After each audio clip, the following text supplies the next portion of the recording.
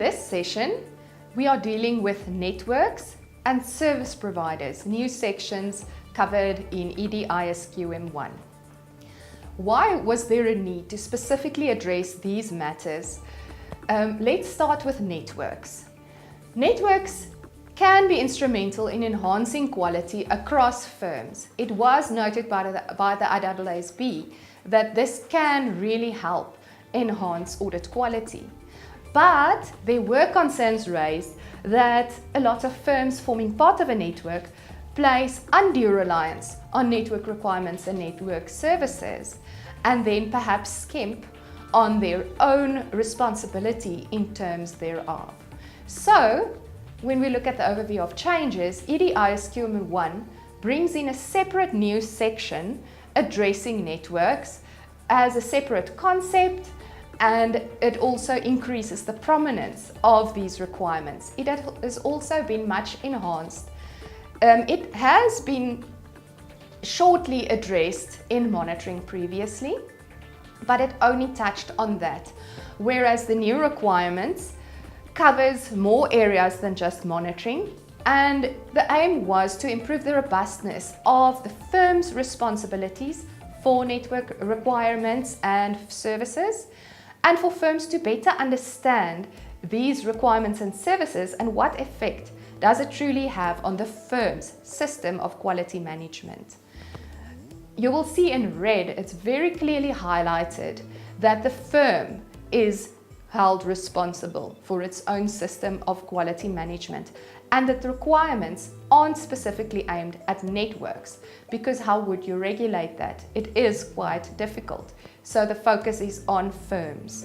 Looking at a comparison between ED-ISQM1 and extant ISQC1, as I said, there was one paragraph under monitoring previously included, covering procedures for monitoring on a network basis.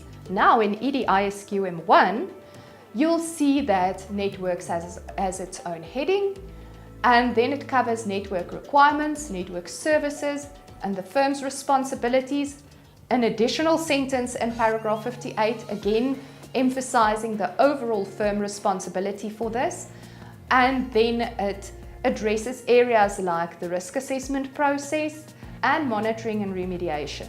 So much more expanded, much more detailed, and bringing in a few new considerations so that firms can enhance their system of quality management. As I said, there's no requirements for networks themselves. And if we look at what is specifically included in a little bit more detail in terms of the firm's responsibilities in terms of networks, they need to understand the network requirements and services and what's the firm's responsibilities in terms thereof. They must determine what's the effect on their own, and if necessary, adapt their system and supplement the network requirements and services in terms thereof with their own additional responses and processes. They must determine what effect of the network level monitoring activities would have on the firm's own monitoring activities, and what the firm needs to do in relation to this. And on top of that, then there are enhanced requirements addressing matters to be communicated between the firm and the network, and then requirements for networks apply not only to the network but also to network firms, other structures or organizations within the network. So it expands it, and it's not just a clear-cut short definition with a limited exposure, it goes wider. So we really need to consider the wider all-encompassing requirements of this.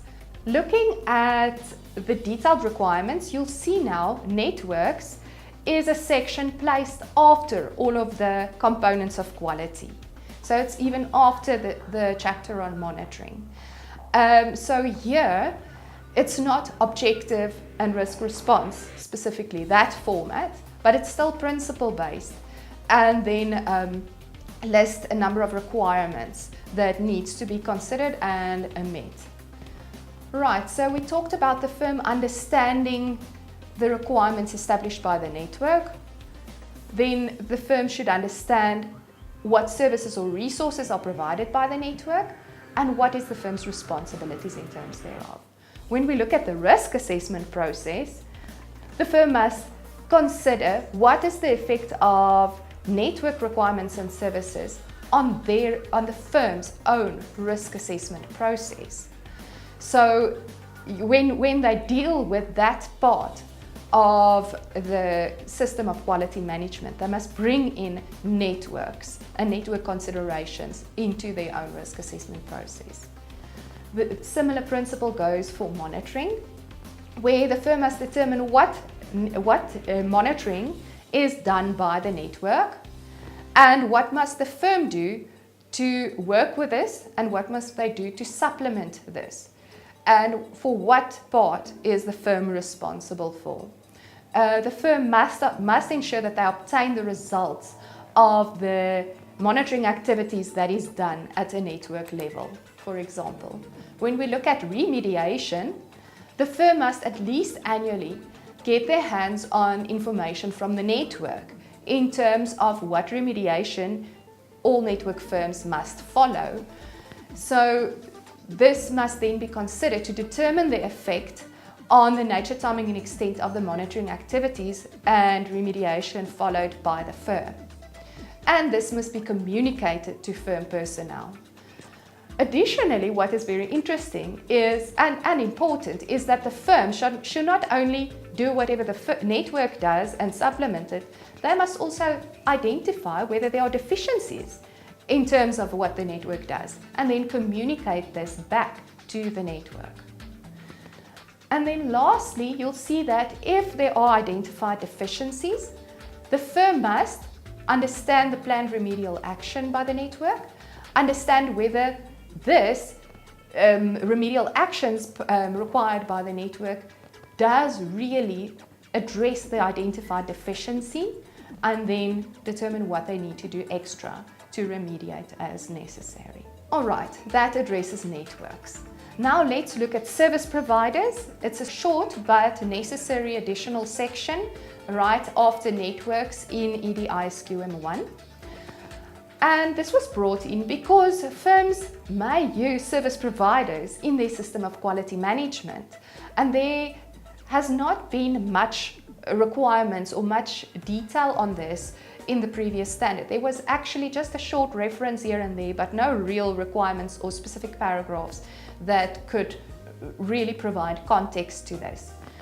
And the IAASB sees a service provider as a resource that the firm uses in their system of quality management, and therefore the firm must assess whether the use of this resource is appropriate as part of their own system of quality management. Similar to networks, it was then dealt with now in EDISQM1 as the responsibility of the firm to assess the use of such resources. But if you think about it practically, in all probability, it's going to be very likely that the actual service providers out there will be impacted. I'm including this comparison table just for you to see also. There was no separate topic in extant ISQC1, but in EDISQM1, there is now a requirement relating to the use of service providers in the system of quality management, and then a requirement dealing with when deficiencies are identified in resources provided by such a service provider. Just looking into a little bit more detail, the new requirements that apply when the firm uses resources from an external party is that they need to look at things like, do we understand the service provider and whether they're competent and capable to do the work or provide the resources? Then we look at all of these resources to be provided by the service provider, whether it meets all of the objectives and requirements. Then we also look at whether there are maybe services or resources required by the network that must also be dealt with in terms of these requirements, because the network may make use of an external service provider, and now this firm is also required to also make use of that same service provider and resources. So this would need to be considered as well.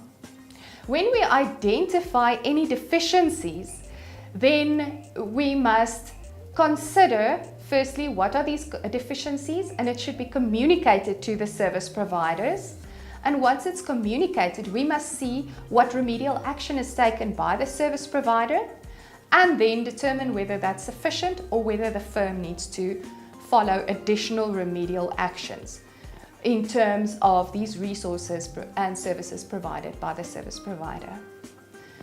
So you can see once again, in terms of service providers, the firm must take responsibility and ensure that the service providers they use as part of their system of quality management provides the required resources at the right standard of quality. Thank you.